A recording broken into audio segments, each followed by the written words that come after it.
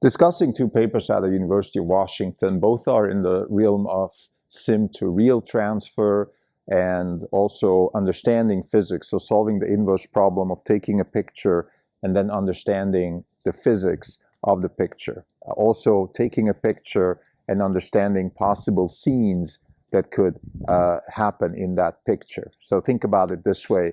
You have a robot that walks into a kitchen, takes a picture of the kitchen, then creates a couple of scenes, or whatever, a couple of thousands of scenes, hundreds of thousands of scenes. That's I think still an open research question, but then uses those scenes to train itself through volume iteration in sim, and then goes back to real and applies this. What I find most interesting about this paper is they open an avenue that I haven't thought about it in the past. This is the novelty here, is that we could actually have an iterative approach. Like, it's not like we have to have a fixed policy of a robot learning something in sim and then apply it in real. We could have an iterative approach where we walk into a kitchen, we take a picture, we create a couple of scenes, then we start maybe iterating in sim. So we kind of simulate a few movements, then go back to real, use what we've simulated to maybe extract information about physics. There's one of the papers that has the acronym ACID, ACID, talks about this, where you could maximize Fisher information, which is you're able to estimate the variables that really drive the environment. In other words, I look at, let's say, mass and friction and things like that, which are key. I don't know those variables, but I can extract from the data set that I collect in the real world certain variables that are key to driving the environment, again, such as friction and mass, and then go back to sim with those parameters and actually train the robot in sim at volume iteration with those parameters. So again, I don't want people to be confused. There's two papers here. One paper solves the problem of approximating physics from in a simulated environment, right? So we have a simulated environment which takes care of the geometries, and how do we extract the physics from those geometries. And the other paper talks about the ability to take a picture and actually generate scenes. So these are two things, okay? One is, let's start with the second paper. We generate scenes from an image, and the first paper actually talks about the physics within the scenes. So we could potentially combine those two things.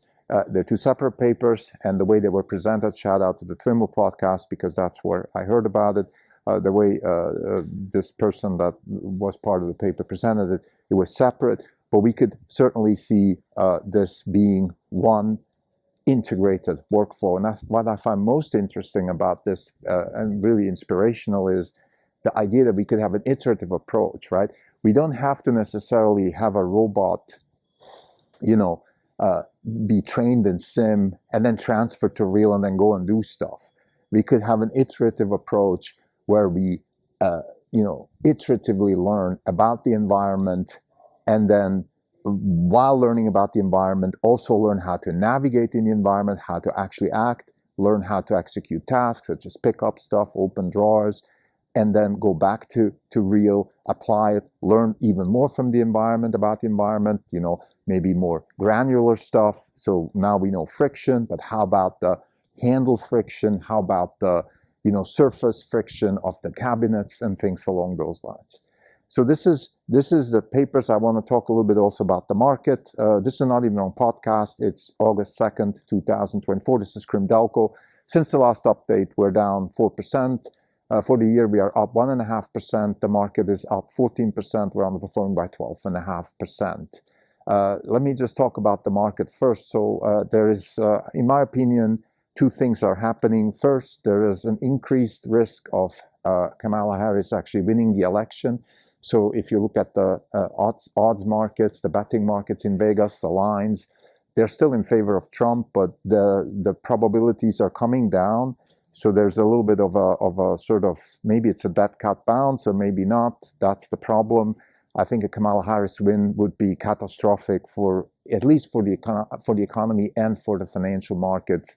I don't want to go into other politics here, but the problem, of course, with an administration like that would be simply, industrial policy, government spending, high deficits, terrible, terrible. We would turn into Argentina, and who knows where that could end up. The only silver lining is that if we had a presidency with something like Kamala Harris and an administration like that, which is, A, incompetent, and B, completely ready to throw everything out of the bathwater that this country has ever stood for, then we could have actually movement towards more secessionary developments. And that, of course, is a risk to the financial markets. It's maybe politically better in the end. I think the solution to the United States is more federalism and secession, maybe not fully, but that certainly at least partly.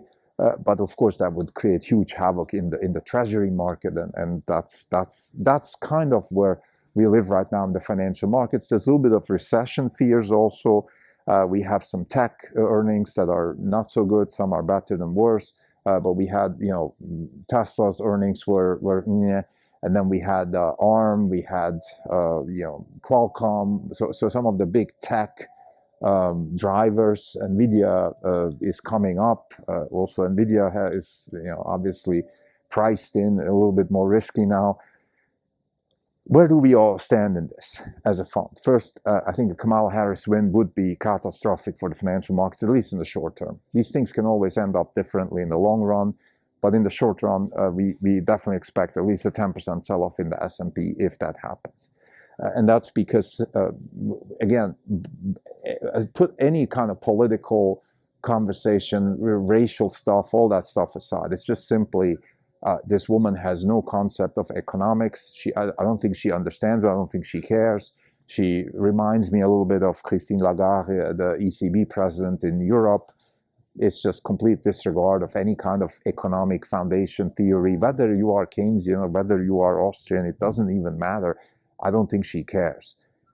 She would answer, question, how do you tame inflation? We just, we fix prices. I mean, that's just suicide. And on top of that, we also have a track record of this administration with her as vice president of, trillions of deficits. So there's no reason why this should stop. The financial markets are hijacked by industrial policy hawks. And in my opinion, industrial policy is just another word for economic destruction. Yes, there are some people who take advantage of these things, but overall, everybody else is worse off, in particular, the future generations, and the financial markets, of course, are also pricing in future developments. So if you put this all together, it's a complete disaster. So this is, I think, the biggest risk in the markets right now. There's a little bit of recession risk and things like that, but those things pan out, in particular, since we have a huge secular growth in AI, and that's still happening, and that will also keep happening, even if we have a different outcome in the elections. But in the short run, of course, that is a massive risk for the financial markets, as I just described. So now let's talk about the papers. These papers are really interesting because I think we are very excited about the sim to real, real to sim question in general, because we believe that robotics, in the end, will have to have a simulation approach. Whether it's full self-driving, whether it's robots in the kitchen, whether it's robots in the factory, and it's straightforward, right? You have a high cost of data collection in terms of having the robot do stuff, but also, of course, having the robot destroy stuff. You can't have that, whether it's a car driving around and having accidents all the time, or whether it's a robot in the factory breaking things. You just don't want to have that. So if you can find a solution that can have outsource a lot of the volume iteration to sim, then that will be very, very useful. And I think Dieter Fox and his people at the Paul Allen School at UW are on that track, and shout out to them. I think anything that comes out of Dieter Fox's lab, in my opinion, is worth looking at. I think this lab is partly, of course, because they're working with NVIDIA, and partly also because they're just, it's one of those things. It's an interesting group. The people seem to be doing the right things, at least the way we see it. Again, this is our view of the world. other people in the academic community might have a little bit of a different approach, but we're sort of in the let's call it West Coast, maybe, Berkeley and UW, definitely, some of it also at Stanford, where we believe that it's all about general models and large iterative approaches and general and less humans involved. And this paper is a perfect example. So there's two papers. I'm going to start actually with the paper that the acronym is URD former. So the idea here is that you go out there, you take an image, the robot takes an image, and then generates scenes, and then uses those scenes to simulate. So you take a kitchen, and then you generate scenes. So literally videos, like in sim, that will be videos, three-dimensional, scenes with a time component, and then uses those generated scenes to actually act within the scenes and see, let's say, pick up stuff, clean the kitchen, like walk around in those scenes. So think of it like the robot is an actor, an ego actor. It generates its own scenes and then acts within those scenes. All of these things happen in sim, and the idea is that you start moving around in sim, let's say, learning how to open a drawer in this particular kitchen with the particular geometry that you extracted from the RGB picture that you took. So the connection between the real and the sim here would be that you take a real image of a kitchen that the robot sees, turns that into a scene generation of let's say many scenes that could be happening in this particular kitchen, and then takes some of the policies that it learned back to real and iterates back and forth and sort of approximates the actual real environment. The other paper, acronym ASID, there the idea is, okay, how can we estimate the physics of the scene? So if we combine those two, and now going forward in this episode, I'm going to just talk about both papers within one, even though they were presented as two. This is all technicalities. I think even the authors are claiming that in the end, this could be just one big workflow. So let's talk about it this way. So imagine you have a robot that takes an RGB picture and then generates a couple of not low level, but sort of rudimentary policies in terms of, let's say, okay, how do I pick up a bottle, clean the floor, very rudimentary in sim. So it does a few 100,000 iterations, takes a few milliseconds, then takes those learned policies back to real and keeps using them in real. So now picks up stuff or throws a ball in the basket or whatever the tasks are that the robot might have to fulfill. And the purpose of that part of the workflow is to extract the physics. And there's something called Fisher information, which is a statistical concept where you can estimate the variables that drive the system without knowing which ones they are. So in other words, you estimate, let's say, if you throw a ball, you estimate the mass of the ball and the friction in the air, and things like that, even though you don't know which drivers really are going to be driving the physics of the environment, you can still estimate them through some statistical techniques. That's called maximizing Fisher information.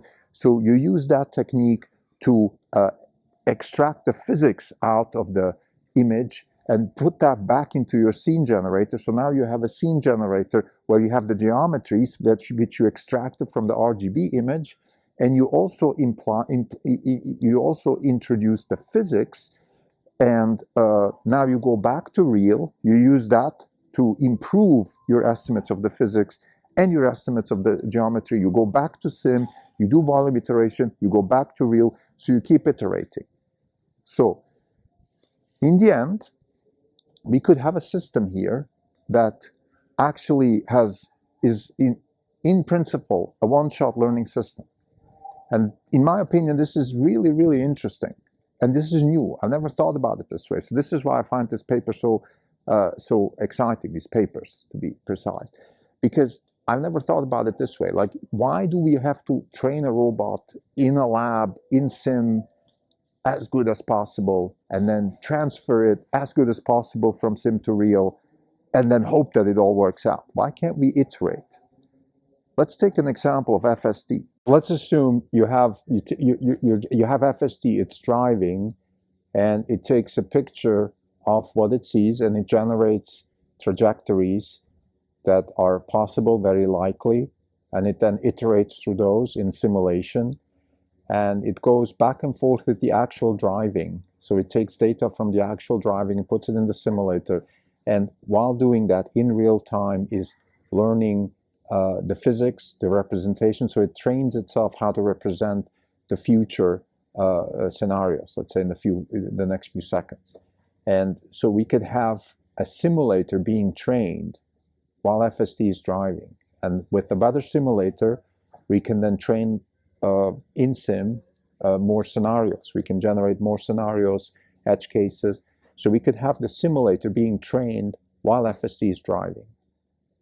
Take another example, the humanoid robot. The humanoid robot walks into a factory, it takes a picture, it then simulates scenes, generates scenes, it simulates actions in the scenes, goes back to real, it estimates the physics, and it goes back and iterates its way through a better representation of simulation. It then uses the better representation of simulation to train itself in simulation, and then goes back to real, trains itself in real with the better simulator policies, and goes back to sim. So the key takeaway here is that we could use real action not just to train robots to do better in task execution, but we could also use the robot data, the real robot data, to train the simulator, to make the simulator better.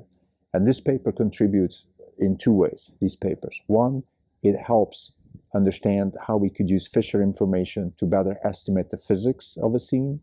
And second, it helps a sort of a universal robotics representation engine to better generate scenes that are embedded in physics and embedded in the real world, and iterate towards better simulators and then better actions, better simulators. So there's an iterative process of improvement, not just for the robot and its task, but also for the simulator.